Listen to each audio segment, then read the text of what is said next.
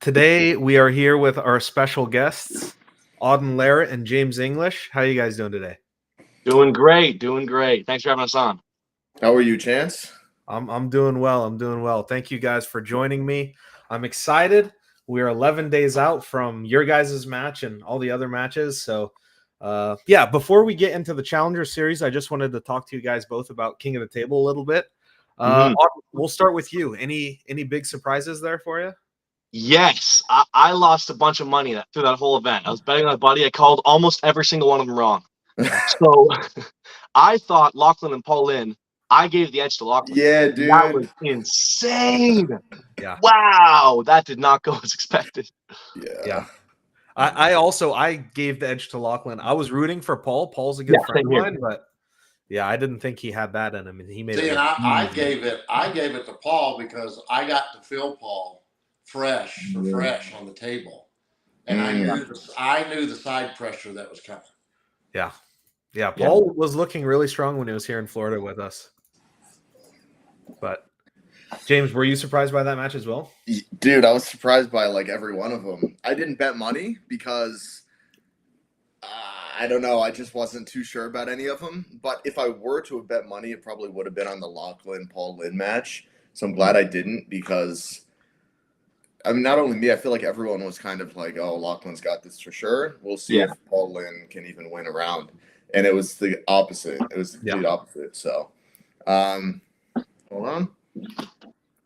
Spit those out. But yeah, I pulled him up here because couldn't remember every match.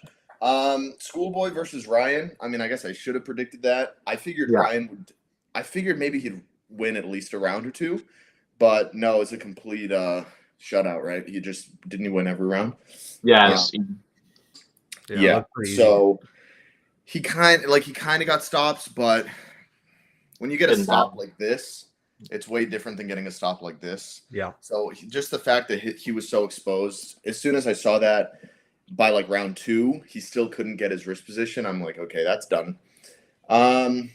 Let's see, Rivas versus Georgie. That was pretty crazy. I feel like everyone was surprised, but I actually called that. Yeah. I just feel like it's because, at least in my opinion, Rivas is like more well known. So kind of natural, and people see that he's cracking Levon's wrist back, and they just see little stuff like that, and it's like, oh, it's got to be Rivas. But yeah, Paul and Lachlan, and then Michael versus Lars. That made me happy. Yeah, that was cool to see, especially because Michael's coming back from he tore his bicep completely off the bone, right? Or was it partially off the bone? Regardless, he had to get it operated on. Yeah, he had to get surgery. He's just on a comeback. So to see him beat Lars, who was no fucking joke, was really nice. Really good to see. And to do it, like, it seems like he had an easier time than with, who was it? Frank? Yeah. Frank, he was getting blown up. He was in some awful positions. But with this, he also seemed to be really smart, too. Like, the way he was arm wrestling, he was switching it up, very versatile. So that was cool to see. Camille versus Vitaly, because I know, Auden, you were saying Camille maybe. You weren't sure, but you were like Camille maybe. And honestly, they went all 6 rounds, and I think Camille did get a pin or 2. He got 2 pins. He could have won that match. Camille could have won that and played it differently. Yeah, I think it's just Vitaly is maybe a little more experienced as well, and just was faster. Like I said, I think I said on Paul Italia's, if you're against a flop presser and you can get them outside of their shoulder, I was thinking maybe because Camille had such a long arm, he could still press through it, but Vitaly's just so fucking fast, man. Yeah. So, and then there were some others here. Morzov versus Matashenko. Wow. It was closer than I thought it would be. Yeah, but dude, I thought, like, I was watching it. I didn't really know. I was 50-50 on this one. But after like round 3, I was like, I thought Morzov was done for, and then, I mean, he pulled something out of his hat there. So, but yeah, let's see here. And then there was Petrenko Angerbayev. Yeah, I was so happy Angerbayev won, so dominant because Angerbayev beat. Petrenko won. Yeah, Petrenko. Yeah. He beat me 3-1, so I'm like, come on, beat him, and he did. So I was happy. Hey, that means you're better than Angarbayev. That's what it means. Hey, with arm wrestling math, it does, right? That's all it means. Yeah. But most people were surprised by that, and I was surprised. I thought that match would be close. Yeah. Really, I gave the edge to Angarbayev, but man, Petrenko just looked on another level. Yeah, I can't really remember. Was that the one where he just kept forcing a hook? He just killed him. Yeah, he just ripped through him. Complete control everywhere. Yeah, and there was nothing he could do about that. I think that's kind of an example of like that match is one of many good examples of big technique gap versus a big strength gap, because everyone looks at Angarbayev as like this fucking arm wrestling ninja, which he is. I'm not taking anything away from him, but dude, like when you saw Oleg walk in, I'm like, I'm looking at Angarbayev and I'm looking at Oleg and I'm like, how is the ninja gonna beat this guy, bro? Yeah. Holy shit, he's just like thick. He's just fucking thick. So yeah, that was pretty crazy. Yeah. Auden, any comments on King of the Table before we move on to you guys? Yeah. I just wanted to say Machashenko could have won that one too. He just kept fouling. That was the big issue. Yeah, like, he had bro. So many pins. I knew he had to finish it early because everybody knows Morozov's endurance is insane. So I figured it would turn around eventually. But if he just had not fouled and pinned over and over again, he could have won that match, like totally, and that would have messed everything up. That would have totally thrown the rankings just out the window. Yeah, I was just getting fucking annoyed at the end. At first, I'm like, okay, elbow foul. All right, another foul. Okay, another foul. And then it's like fucking 20 fouls in.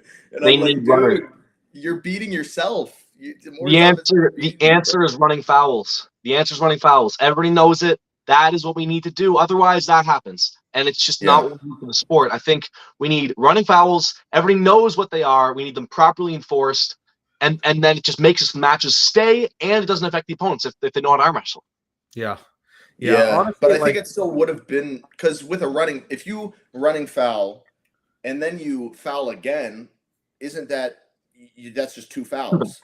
Yeah, if you foul one more time, then it's lost. Right, so I feel like that would have happened. It would have been the same outcome because he kept surging, and every time he'd surge, his elbow came off. So even if it was running fouls, it would have maybe not been as annoying, but it's still that's what I'm saying. Fouls. Same outcome. Same outcome. I mean, like the match just doesn't stop. Like when you have a crazy hit and you got a foul and you're still in the hook, it just keeps going, and you're not just getting a restart. Right. Yeah, it would have just been he lost on fouls without any stops. Yeah, which still would have been annoying. But I think running fouls. I mean, I don't have as much experience in it, but it seems to me like that seems to be a pretty obvious fix to a lot of shit that I see. And like with the get out of jail free fouls, I'm like, I love those fouls. I use them all the time. Yeah, and everybody should. Everybody should. You should if they're available, but like I agree, it shouldn't be a thing. It shouldn't be a thing. It reminds me of, if you guys have watched powerlifting before, some federations allow as much arch on bench press as you want, and there's no regulation on it. And some people they don't develop their bench strength; they just develop their spine flexibility, and they'll look like the letter fucking U upside down, and they literally go, and that's it. Crazy. And it's like it's a fucking mockery, bro. So finally, there's some federations that have started instituting regulations on how much you can arch, and that's kind of how I feel like it is with some of these stop fouls. It's like they ought to get rid of how wide you can spread your feet in the sumo too. Yeah, I know, that's fucking ridiculous as well. But the bench thing was like actually absurd. And the guys that were arching like crazy were saying, well, I think it's stupid as well. There were literally guys that were saying, I think it's dumb, but it's allowed, so I'm obviously going to do it if it's allowed. Yeah. So you should absolutely take advantage of the rules. It's just the rules should be changed at some point. Yeah, I agree. But arm wrestling's been around a long time, but at a high level, it's brand new. We're just at the point where we're having good pay-per-view numbers and we're having big matches. So I think with time it'll change and everything will be adjusted. But for now, in my opinion, the rules that are there, you should use them to your advantage. And if you're not, you're leaving cards on the table. So yeah. Anyways, Auden, let's start with you. Yeah. How is your training going? How are you feeling? What's your prep been like leading into this match with James? It's honestly been really good. It has. Everything has gone perfectly to plan. I was massively overtrained the whole time, which was my goal. No injuries. I feel great. My left's a bit hurt, but who cares about left? That's a stupid arm anyway. Yeah, I mean everything's all according to plan. I'm gonna bring the best version of me for sure. But I mean, we'll see. We'll see how well I do against this big boy over here. Yeah. Oh shit! I didn't even realize there was chat here. Oh, you really? I don't know each other. Someone said James Palm looking crazy wide. Hell yeah, brother. Damn. Wait, length or girth? What's more important? Let's ask the girls, dude. Come on. I think they'd say the girth is more important, bro. I would think so. Everyone's saying you're slim right now, dude. I'm 278 this morning. I was 305 like a month ago, so I'm on the way down. I got to make 253 in July. Every day I'm an asshole to chance too. Yeah. Like, are you eating right? Are you doing your cardio? Have you done a gym session yet? Hey, that's a good friend right there, bro. That's good. That's the kind of friend we all need. Someone said it looks like I'm stacked on D-ball. Listen, I'm just fucking fat, okay? It has nothing to do with D-ball, nothing like I'm not on fucking D-ball. Okay? What's your weight right now, James? It's like naked in the morning, it's still like 210.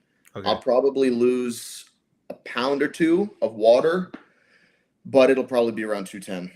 Why would you lose weight? Why would you lose a pound of weight? You don't need to worry about that yet. You'll learn as you get older. Okay. Sounds good. Yeah. All right. So, Auden, back to you. Did you change anything in your preparations for James specifically, or you did?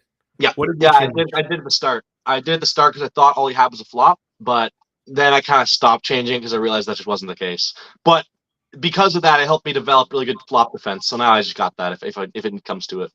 But yeah, at the start I thought, because I watched all this stuff, and every time he posted anything arm wrestling, he's always pressing and flopping.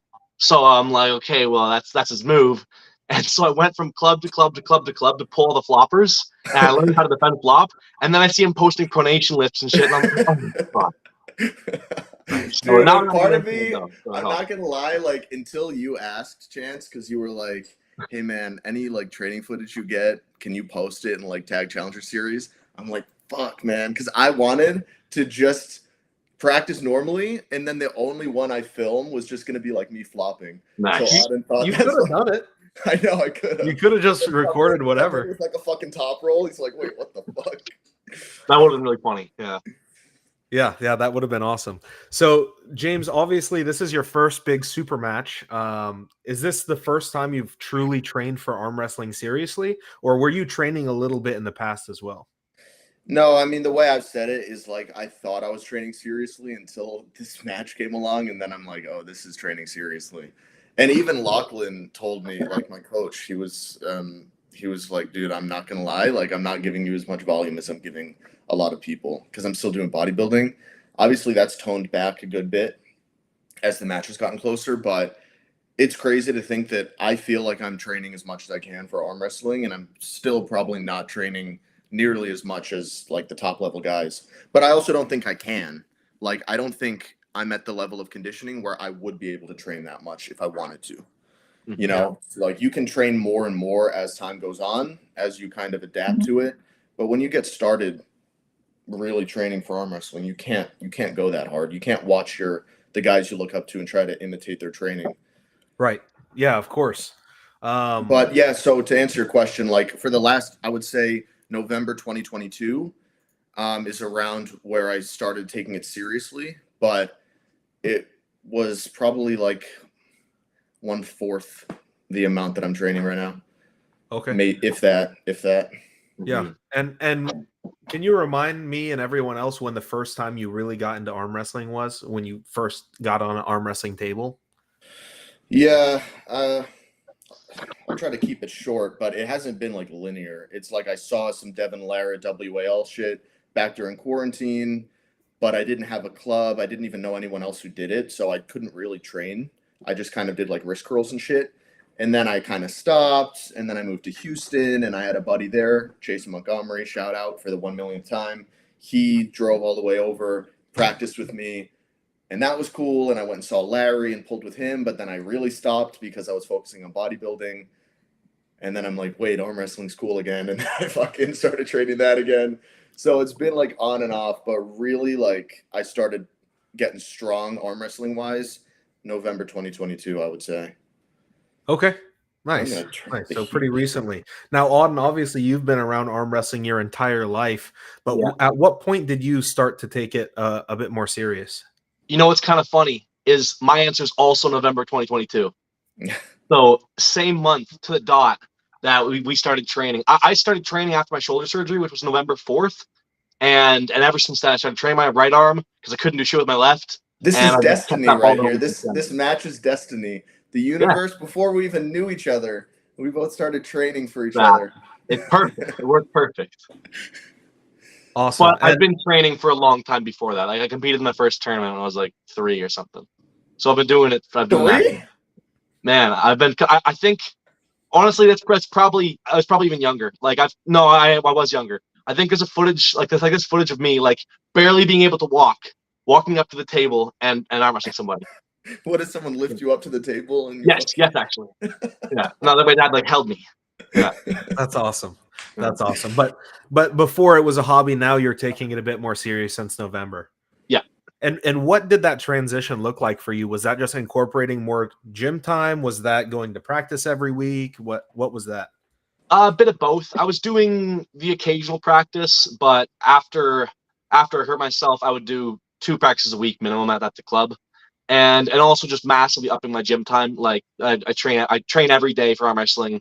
I don't think I've missed a day since November, but I guess that doesn't there's a couple peaking days, but other than that, haven't missed a day. Okay. Now leading into your guys' match, Auden, I'll start with you. What is what's your rest time gonna look like? Are you gonna take any days off? Are you gonna start deloading at some point, or have you already started that? So I've already started a little bit, but I'm getting close to just about done. So we're 11 days out. I think I might be all done tomorrow. Might be my last day. Call it 10 days even. And I've been kind of like going down a little bit for the last about a week and a bit. Just no longer hitting crazy heavy singles, but doing lots of blood flow and reparative like stuff. Doing a bit of speed work. Nothing too crazy, but I'm just about in the taper phase. Okay, so 2.5 weeks out, you started to taper off a little bit, and then 10 days, you're gonna call it completely. About that, yeah. Well, I'm not gonna call it completely, but I'll be pretty much done everything. There's a little bit of blood flow, a little bit. And James, same question to you. Yeah, I'm just following what Lachlan has me doing. So, he's got it went from like RPE 9 last week, so basically like max out, and then this week is RPE 5, and then after that it's just blood flow. So like bands, maybe go to the gym and just do like 50 reps with super lightweight just to get blood in there. Last table practice is going to be on Thursday as well, and I'm probably not going to be going crazy hard. It's going to be more just like going through the motions, practicing setup, practicing hit. Like I'm probably just going to have people like ready, go, and then as soon as I feel that tension, I'll just ease off rather than fucking going back and forth and putting in a ton of tissue damage. Right. Cool. So if you don't mind me asking, how did you and Lachlan get linked up? Why did you select him as a coach out of everyone? Paul just said I knew Lachlan did coaching, but I didn't really know. I don't know. I just didn't think to reach out to him. But then Paul was like, you should definitely get a coach. Because he asked me what my training was like. And I'm like, well, I've got these weights right here on the ground. And I just do the fucking Devin Larratt, Auden type single shit. And he said, yeah, you should definitely get a coach, buddy. So Lachlan was just kind of the first one that came to mind. And we knew he was really smart. And he's also kind of got a similar background to me with powerlifting and whatnot. So, yeah, he just linked us up. Awesome. Also, I met him too. Right. In Australia, a year ago or something. Yeah. Mm-hmm. Yeah. Now, so Lachlan's been your coach for the last 6 weeks, give or take? Yeah, 6, 7, something like that. Okay. Awesome. Yeah. So, Auden, back to you. Without being too unreasonable or cocky, honestly, how do you see your match going with James June 15th? Don't say I'm gonna beat you. Oh, I wasn't. I wasn't even gonna say that. Don't worry about it.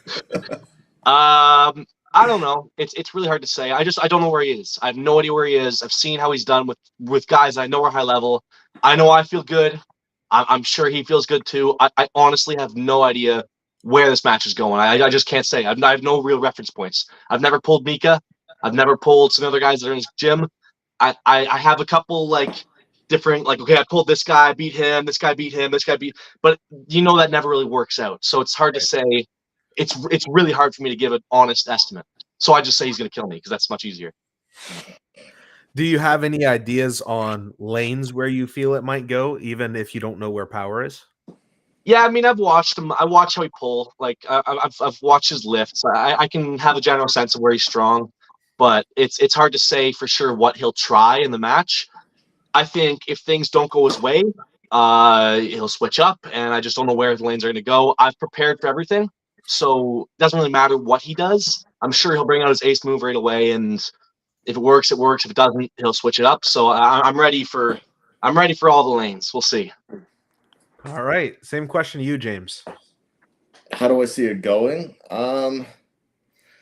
Dude, I can't give the same exact answer as Auden, but that really Say is you're gonna like, kill me. Say you're gonna kill me. it's the only answer that I can give because it really is like there's no reference point, even in the sense of like, okay, if Auden had pulled Mika, let's say, like 2 months ago or a month ago, or better yet, like a couple weeks ago, then we could look at both matches and a million people on YouTube could make fucking dissection. Well, Auden was stronger here, but James was stronger here, and blah, blah, blah, this and that. But we don't have any common people that we've pulled. I haven't pulled Whisperer. I haven't, like, the only person that I've pulled that Auden has also pulled was like 8 months ago or 9 months ago. I know. Yeah, and, Auden was like 50 pounds lighter or 40 or something, or maybe more. I don't know. More. So, and just like way less strong. So it's like, okay, I can look at Auden and see how he pulls, but I have no idea how strong the guy he's pulling is. Even with that guy, he's like the 80 kg champ or something. You pulled him. Yeah. It's so there's actually an interesting reference point there. He had a great match with Craig Sanders, and Mika also had a great match with Craig Sanders. So if you watch the matches, you can see they're kind of close, but it's totally different styles. So it's really hard to say. Like, what then Auden should kill me, dude. Yeah, I don't know. That's the only. It's like this guy pulled this guy who also pulled this guy, and you pulled that guy, and it's like, I mean, yeah, I don't know. Okay. All right. Well, unless you guys want to touch on anything else, we'll kind of hop into getting your opinions on the other matches. Is there anything else you want to touch on your match? Oh, I got one thing to say. James, you got to make sure next time you're training, just hit really hard and make sure your arms are very extended when you're doing it. Like really hard. Almost like a failed preacher curl. It makes you very strong for the match. Okay, yeah. Should I let him bust my wrist back too? Yes. Just like a bunch of times? As much as, but fight it. Fight it once it's lost, like as much as you can. All right, sounds good, dude. That's awesome. Yeah. Yeah, that plan will work out. Take Auden's advice, I'm sure. So I don't expect you guys to know everyone. I mean, you might know their names, but if you don't know how they pull or results, just say that. That's okay. Auden, we'll start with you. Ahmed versus Dane. Let me find this one. This is best of 5 left-hand super heavyweight. Just to give everyone an idea, if you don't know who these guys are, Ahmed is number 1 in France, left and right. He just won French nationals a couple months ago. He's looking really strong. He's about 6'6", low hand top roller, usually competing at the 110 class, but he decided to bulk up a little bit.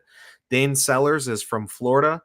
His biggest win would be against Leonidas Arcona. He beat Leonidas back in November. Dane is pretty even both arms, and Dane also typically pulls 242, but both of them are getting bigger for this match.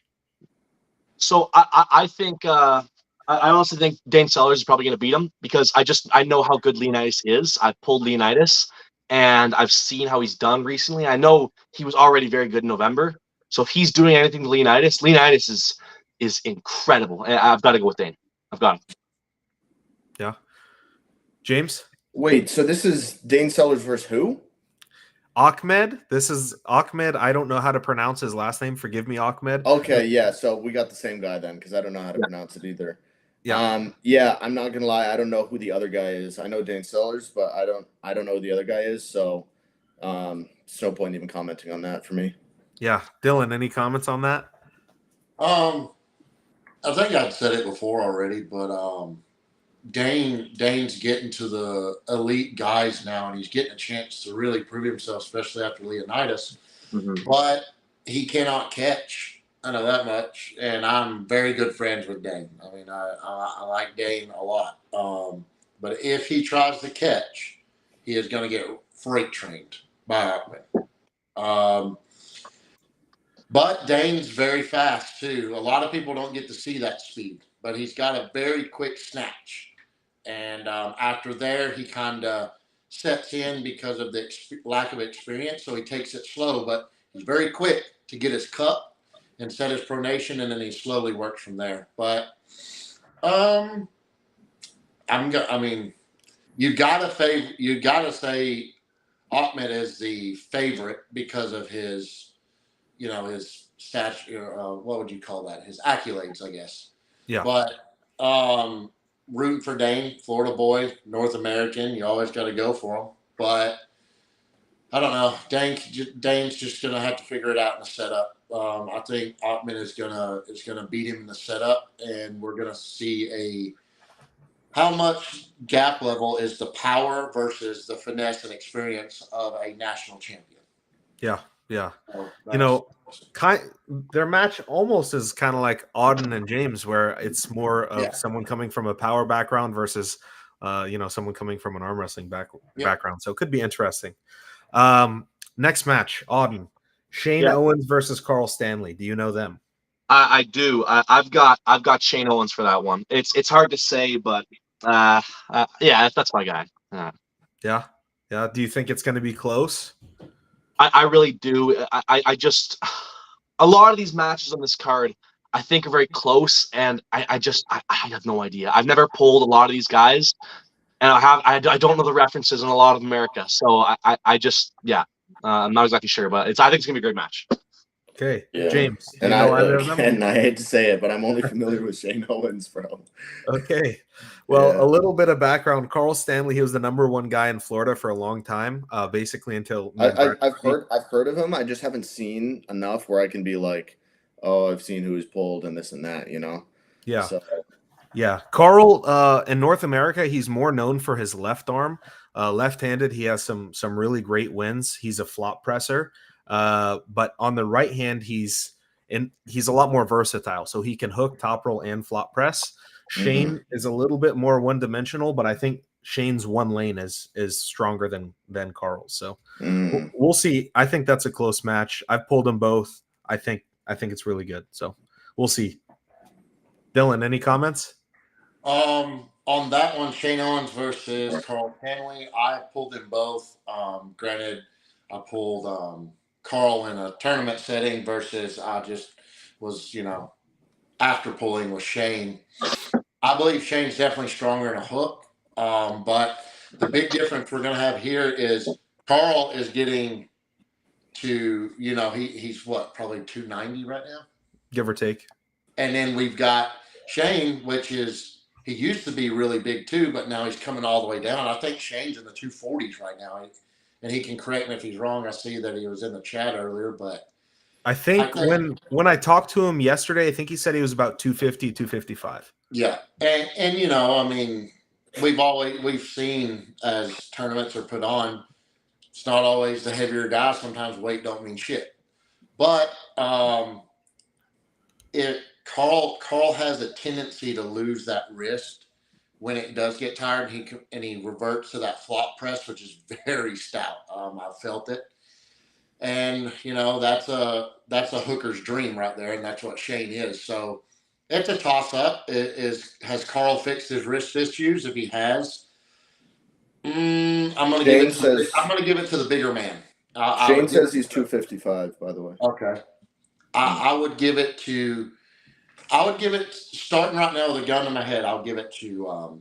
I'll give it to Carl, but I'm talking like 45-55, like uber close, because I don't know how much strength Shane has lost coming down in weight. That's the only reason, you know. Yeah, I mean, this is no disrespect to Shane, but Shane had a lot of bad weight to lose, and sometimes you don't lose a lot of power when you are able to get rid of the fat, and you gain speed and you gain stamina. So who knows? Yeah. Who knows?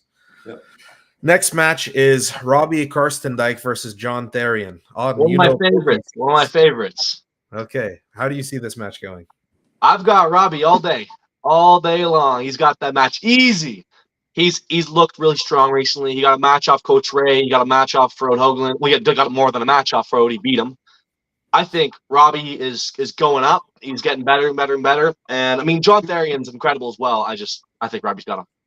I'm surprised you're not rooting for your fellow Canadian. Well, fellow Canadian is one thing. I'm good buddies with Robbie as well. He's done some great things for me. He's helped with my family a lot. Him and his dad with Vitacell and everything. So I gotta go with Robbie. Yeah. All right, and where do you think Robbie wins that?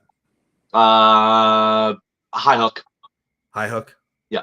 And do you think John is going to try to match him there, or is John going to go outside and Robbie contains him? I think likely he'll try to match him there. I've never pulled Robbie, but I know he's got a great hand. So I think it might end up inside, and Robbie might just kind of come over like that in the hook. Yeah. Have you pulled with John before? I've pulled with neither. No, I haven't. Okay. I know I need to. I haven't yet. Yeah. Fair enough. James? Yeah. So this one I do know both of them, luckily, but because and there's a reference match because they both pulled Coach Ray. Robbie was last year around sometime, right? Robbie was a couple months ago. That was only a couple months ago. Same event with Whisper and I. Oh shit. Okay. Oh yeah. That's right. So that wasn't that long ago. And what about with John? That was on Arm Wars. Yeah, that was last year, late last year. But so when did Robbie get started, like really into arm wrestling? Like, it wasn't that long ago, was it? Because I was talking to his dad. And I think that he started taking arm wrestling seriously, like in the last year 1 to 2 years, something like that. Yeah, and if he's getting a pin on Coach Ray and he's been like a year into the sport, I just think he's still, which is crazy to say, I think he's still getting newbie gains. Well, I don't quite want to say that because he has been arm wrestling more than a year. He's been arm wrestling for a while, but only really seriously for the last year. Yeah. Okay. No, he's quite a good arm wrestler. Okay, maybe not newbie gains, but definitely still making some serious progress. Because I know that, like, and you too, Auden, even if you have arm wrestled for a while, if you haven't taken it that seriously and then all of a sudden you start taking it really seriously, it's similar to newbie gains. You just start getting so much stronger at it. So I think that Robbie, even since his match just a few months ago at King of the Table, I think he's already probably much stronger. So, yeah. I'd have to to touch on that a little bit, James, like even myself, I'll go from not training too much to training seriously. Even at this point, I've been doing it almost a decade, and I still see those, pretty quick gains. Once you start taking it seriously, arm wrestling is a sport where you can gain kind of quickly. If you've been training serious for a long time, you're not going to gain quickly, of course, but you do get those newbie gains kind of even when you're experienced, in my opinion. Okay. By the way, guys, the pay-per-view and the in-person tickets, merchandise, everything like that, that is all on the challengerseries.com. My mod should have been posting that. I think I've seen that in the chat a few times. Make sure you go take a look. Day of, the pay-per-view price and the in-person ticket price is going to be more expensive. So we already had one round of early bird tickets. That's now on to the second round of early bird tickets. So make sure you take advantage of that. Save a couple bucks. Because if not, I don't want to hear you complain that it should have been cheaper when you could have paid less, right? They're still going to complain, and they just listen to you say this. Yeah, they will. But you have the opportunity to save a couple bucks, so go ahead and take advantage of it now. Next match, Auden, George. Wait, someone said, did I explain how I hurt my other hand. Yeah. We're all good. We're good. My thumb, it healed like Wolverine. Dude, Tore it off the bone, and it's already back. Concrete Elbow on YouTube posted that you were out because you ripped your thumb, and I was like, "Did I miss something?" I text you. I'm like, "Bro, are you out?" I was so panicked. I'm No, like, it's dude, left. look at the hand. It's the left, and we're Yeah. all good. There's no tear. I don't know why that happens. I think it's just broken blood vessels. It's happened on my right as well. It doesn't hurt. It just looks weird. Yeah. Yeah, it's fine. All good. Good to know you're good. So maybe there will be some after pulling between you and the other guy's left-handed. If I lose, though, just know it's because I tore my left thumb. That's why. Okay. Next match, George Whitfield versus Eli Sidov. That's best of 5 left-handed at 85 kilo. Auden, are you familiar with either of those two?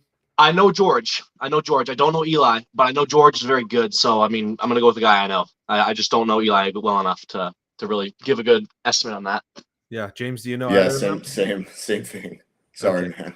Okay. I figured. So both of these guys, they just competed and there was a North America Invitational. It was a 176-pound round robin. Plus or minus, it was the 12 best guys in North America all competing. Eli Sidov won undefeated over everyone. He flash pinned Justin Bishop. He looked dominant, but the only person to give Eli any trouble at all was George. Now, George ended up fading in the later rounds and didn't do as hot as Eli did or as he could have. But yeah, George took Eli an inch from the pad and elbow fouled twice, unfortunately. So was that one of the earlier? This was. I think that was round rounds 2 or later, like a later. It was round 1 or 2. Oh, okay. Yeah, so it was very much fresh for fresh, which to me just showed that George is there, and maybe in a super match format he can do a little bit better than a round robin format. I personally have never pulled a round robin, but I feel like 12 matches or 11 matches would be tough. The later rounds are going to be way different than the earlier rounds. Mm-hmm. But all right, next match, Matt King versus Vios Antulis. Auden, do you know either of those? I know Matt King, but again, I don't know Vios. No. Okay, James, I'm guessing the same. Let me. Oh yeah, hell no, I don't know these guys. Sorry. So I'll give everyone. I'm a bodybuilder, man. Come on. Yeah, no, it's fair. I don't expect you guys to have answers for everyone, right? Everyone's learning. To give you a little bit of background, we'll start with Matt King. Matt King is the #1 guy in Florida, under 200 pounds. Recently, he just beat Artem Taranenko super convincingly at Florida State's in December. So that would be his biggest win. Matt trains on the same team as Dylan and I, so he is our home team guy. In my opinion, and I've got to grip up with all of the top North Americans, in my opinion, Matt's hand is probably the strongest, if not right there with a couple others like Jason Merlot. I think his hand is right there with anyone under 200 pounds, maybe even in the world, but his gap has typically been his bicep. Vios Antulis, he's originally Greek. He moved to Sweden, I don't know, quite a few years ago. He's had super matches on the right arm with guys like Vlad the Destroyer, if you guys know who Vlad is from Latvia, and they go back and forth right-handed. Now, Vios on the left hand has wins over Prudnik. So Vios is very, very, very serious. He comes with a lot of energy. He kind of acts like Gennady on the table, screaming, excited.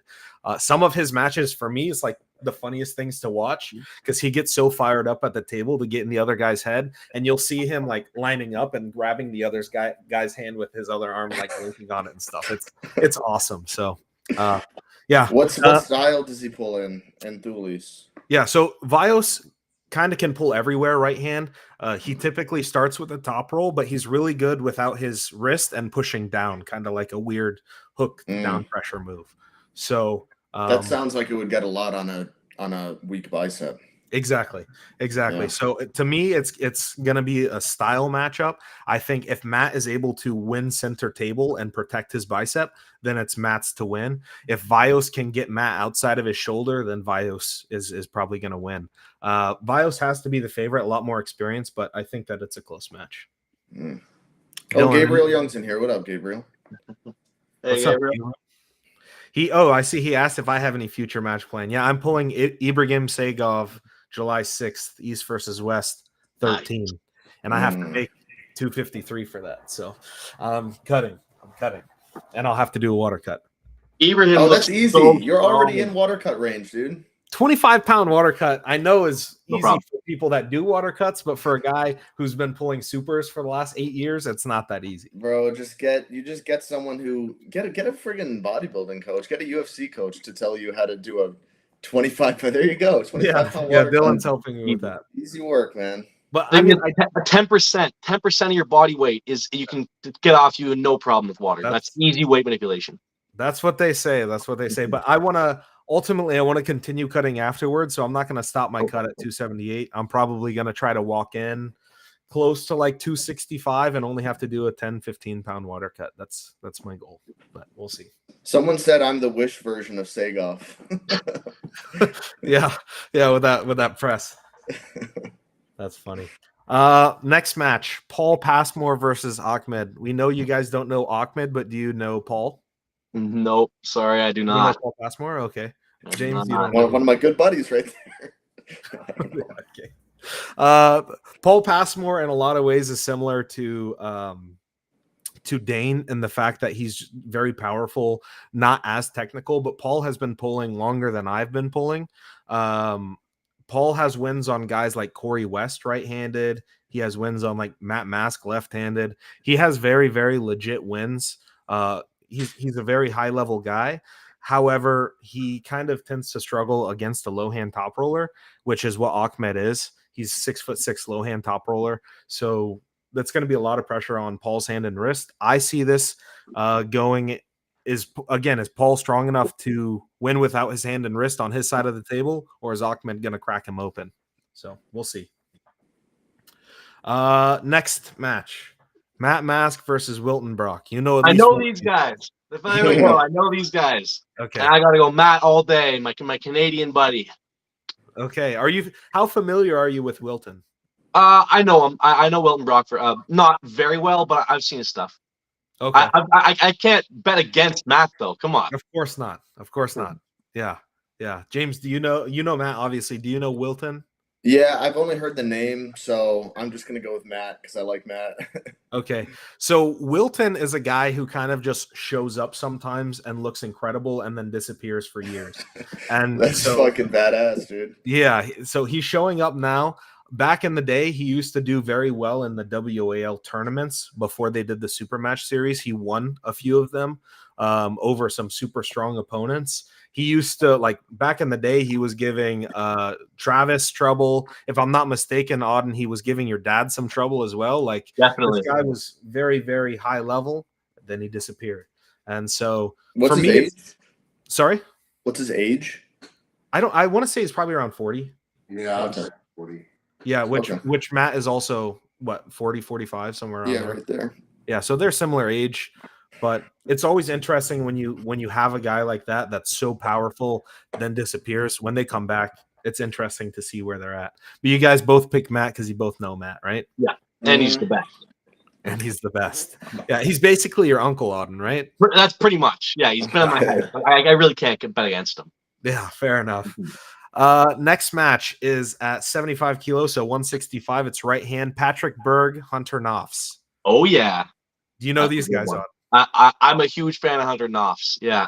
I got a buddy in my club, Razor, who yells about Hunter Knopfs all practice long. Razor's how much hilarious. he wants to beat him. Razor's awesome. Yeah. So I'm quite familiar with Hunter Knopfs. And I think Hunter always impresses me. That guy is so freaking strong. It's really good. So I got to go Hunter. Yeah. Yeah. Hunter's been looking killer in North America. I mean, he won the 154 round robin. Yeah. And that was a hard class. It was very hard class. Very hard. He won it over like Roman Gromov, for example, who I thought was the clear favorite. And then Hunter stepped up a weight class, pulled the 176 round robin, and won that right-handed. So yeah. He's awesome. He trains with a great group, the Carolina Killers, Adam Wierzinski, Chad Silver, Shane Owens. James, do you happen to know Patrick Berger or Hunter Knopfs? Yeah, I just know the names. I haven't seen enough of their stuff to make any sort of prediction. Okay. Sorry, I'm so uninitiated. No, it's fine. Like you're newer to this world, so I don't expect you to know a lot of these guys. Hunter Knopf's obviously, like we just said, has been killing everyone in North America, looking amazing. Patrick Berg has been in the sport quite a bit longer than I have. He's pulled Arm Wars, he pulled WAL. He's the Swedish national champion. Typically, his left is a little bit better, but even right-handed, he's giving wars to guys like Coach Ray, for example. So he's kind of at that level. I would compare him to like John Therian level, in my opinion. So for me, this is a really interesting match because Hunter has been killing everyone in North America, but he hasn't really faced any international competition. So Hunter relies a lot on his speed. Not that he doesn't have the power to back it up, but in Europe, everyone is already so quick that speed is kind of not going to be as big of a factor, I think. So excited for that. Next match. I'm sorry, I don't know how to pronounce his last name, but it's Gabriel versus Robbie Russell.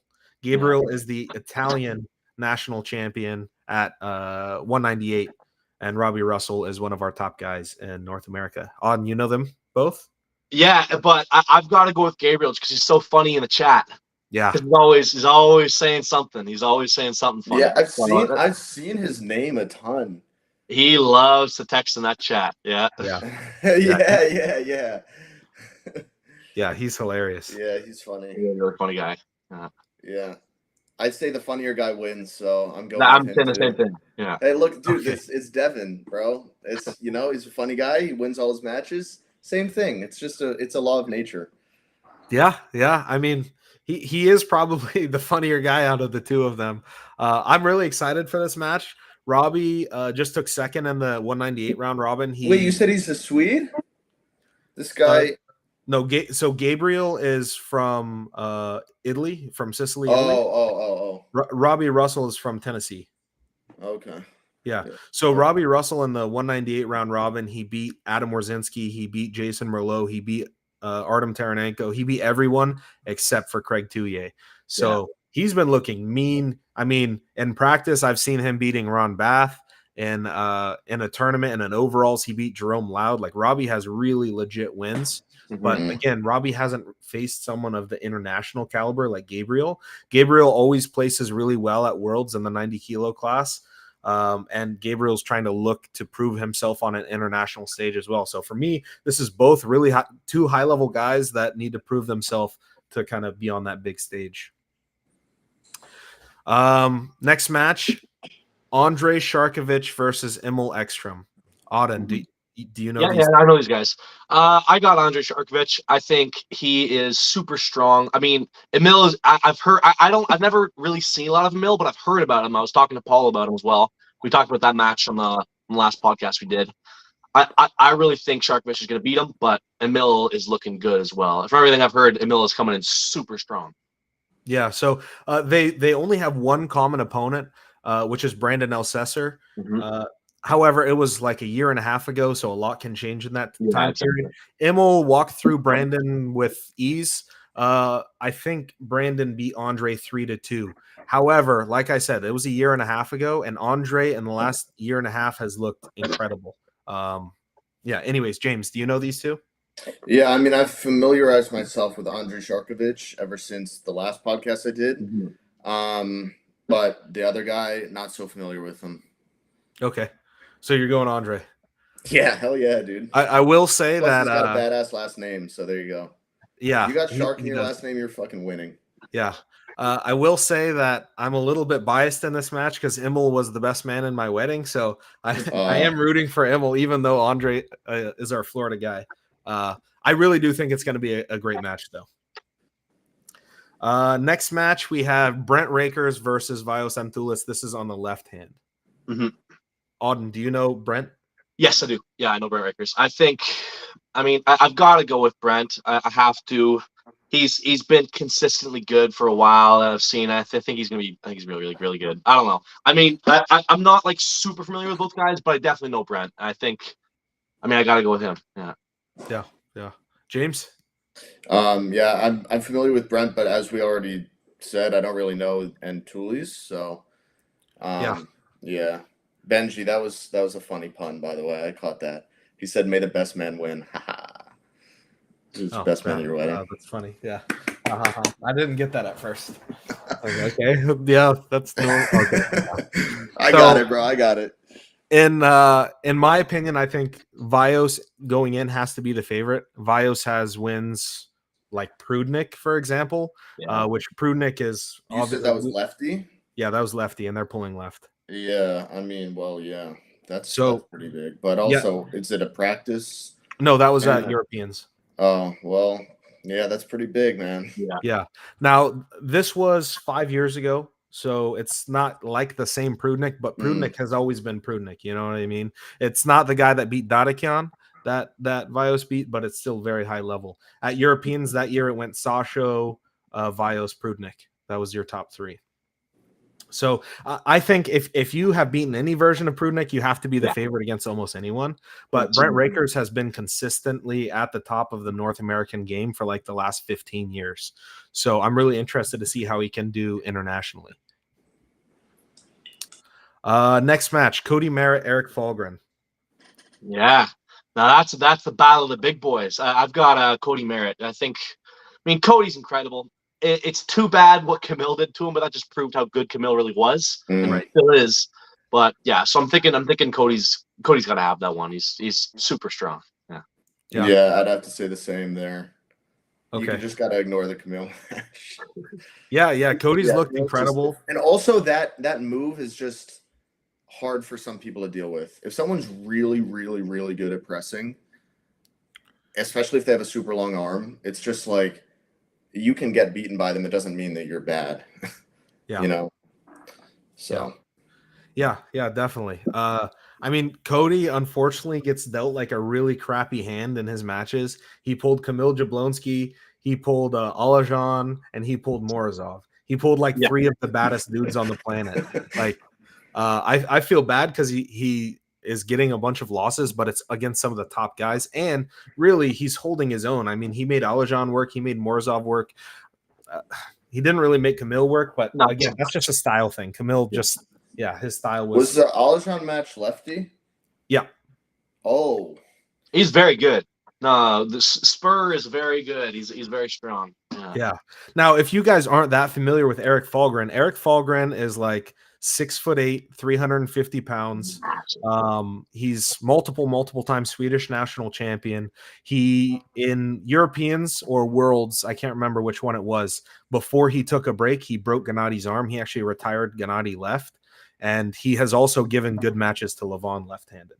So Cody does not have an easy match again, but I'm not saying Eric is the same level as the other guys Cody's been facing, but this is not a free win for Cody by any means. Eric is coming in very serious. Eric can also top roll, hook, and press. So usually when you have a 6'8" guy trying to press you, it's kind of hard to stop. At least in my experience. Yeah. Next match is you guys. We already covered that. I got me. Yeah. You got you.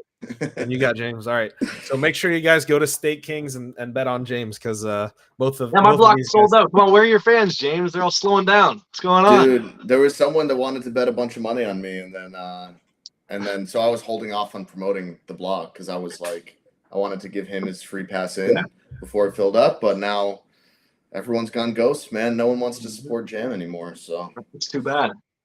Yeah, maybe so you see how massive I am, and they're all scared. You guys sold 3 blocks so far, and James, you still have $1,030 left in your block. Yeah, might have to bet on myself just to get that block filled out. That's what confidence is, right? Yeah. The other 2 matches that are on State Kings, just in case anyone is interested, is Travis Bajent versus Derek Smith. Derek Smith, it's a shutout stake, so he only needs to win 1 round. Travis is almost sold out. Derek has almost his whole block open. And then Matt Mask versus Brad Grundy is also on there. Brad Grundy is also a shutout. So Brad needs to win 1 round for you to get the money. So just if anyone likes gambling, gamble responsibly, but State Kings, arm bet. Anyways, speaking of Derek and Travis, I'm sure you both know Derek and Travis. Yeah. Auden, how do you see this match going? I've been asked this one a lot, and my answer it's so conditional because if Travis is really back and he's really good, it's Travis all day. Travis will just if we have any kind of 2016 form of Travis, anything like that, then he's gonna just walk through Derek. I really think so. But I mean, who knows where he's at? We just don't know. If he's not back to, I would say 90, 95%, then Derek's gonna get him. But I just see Travis be too quick, and if he has the strength, if he's back, he's too much. Yeah, James, what do you think?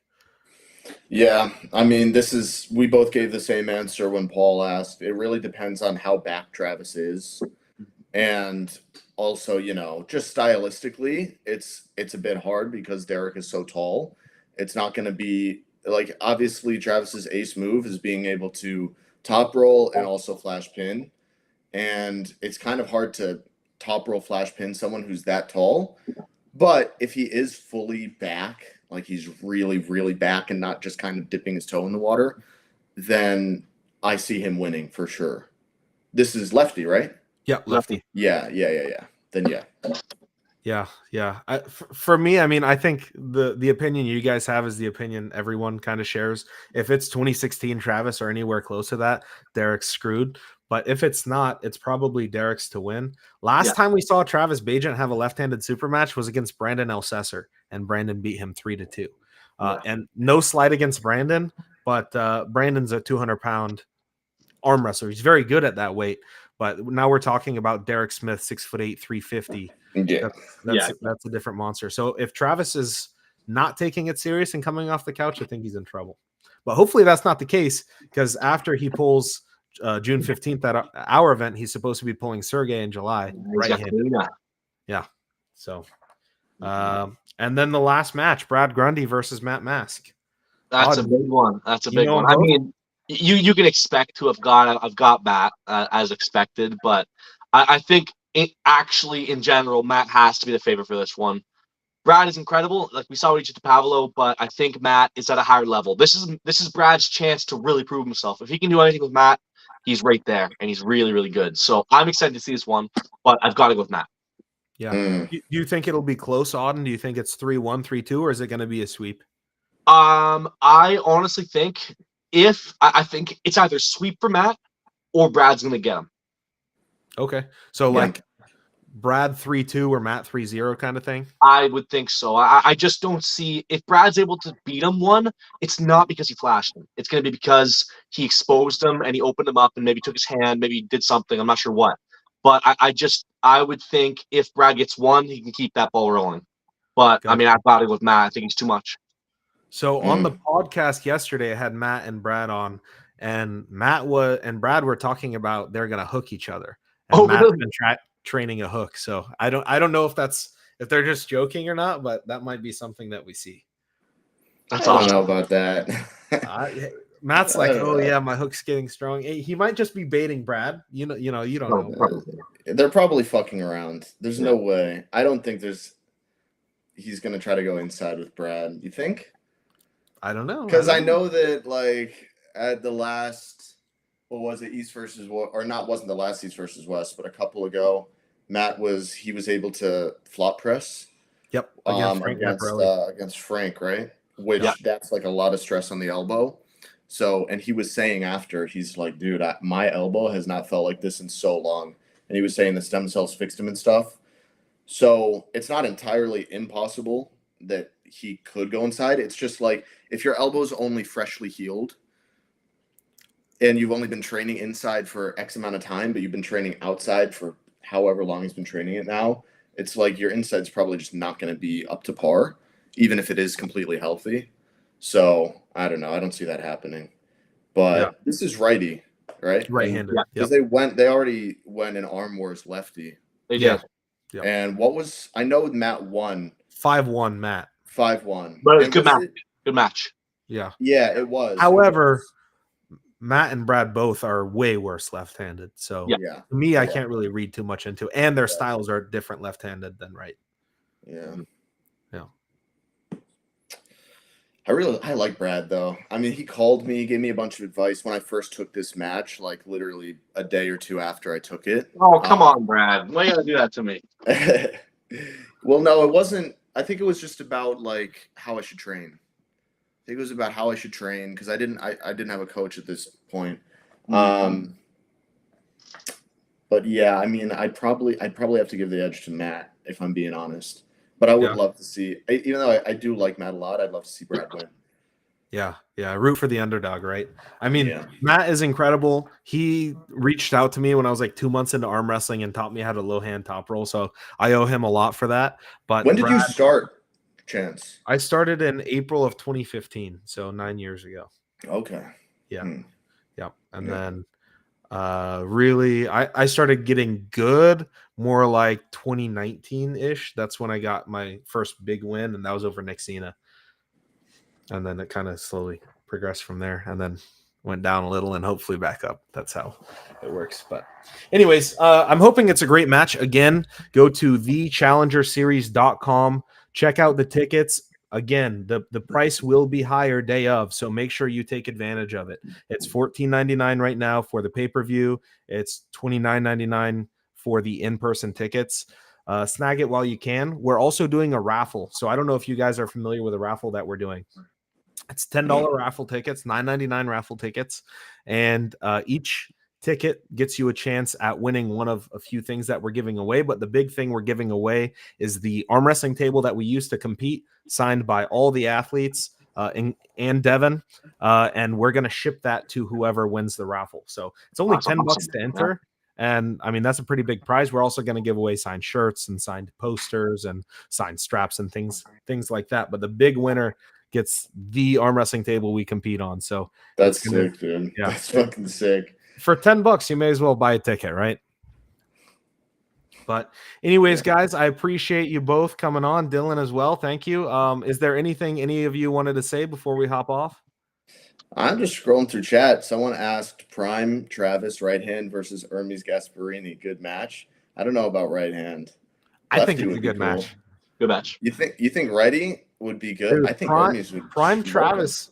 James, you're a little bit too new. You weren't around for good Travis. When Travis was good, he was really good. But I feel like you're definitely right. I haven't been around long enough for it, but I feel like the levels moved up a lot, even in like the last 10 years.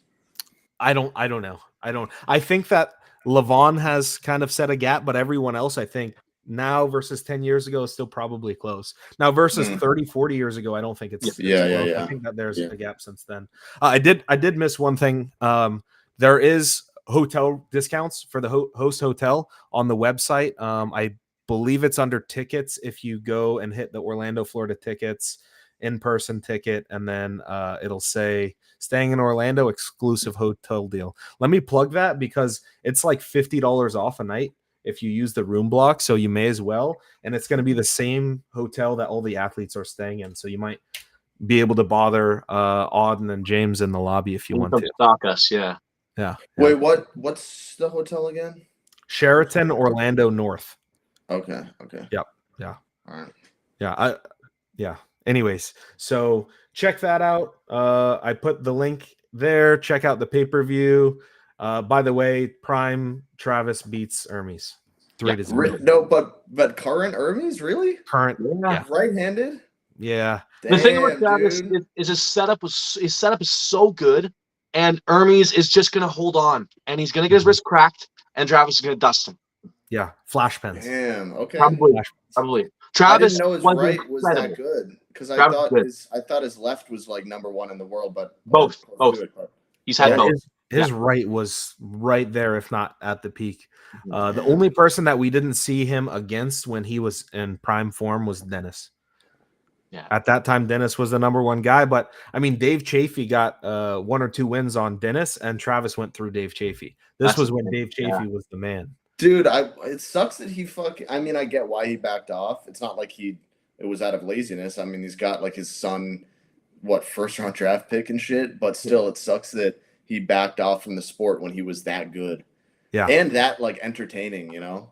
Yeah. Like, I mean, it does suck, but hopefully this is the comeback and we get to see if he's really back in shape when he pulls Derek, and then Sergey. Yeah.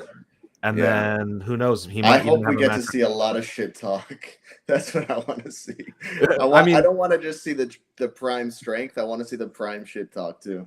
Yeah, Travis said, well, he pulls Derek, he's going to be so strong. He's just going to hold the mic and just pin him easily.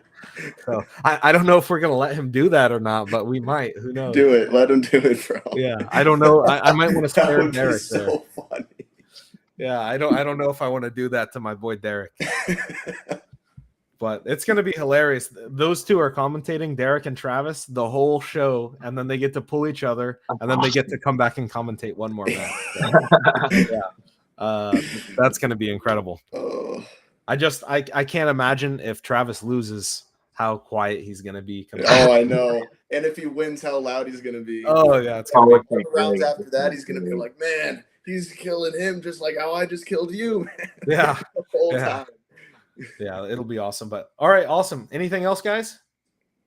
No. No? All All right. Well, I will see you guys next week. James, you get in on Tuesday. Auden, you get on Thursday, I think. Yeah. So I'll see you guys in about a week. But take it easy. Thanks for coming on. Thanks for Yeah, having thanks for me having on. us. Thank you.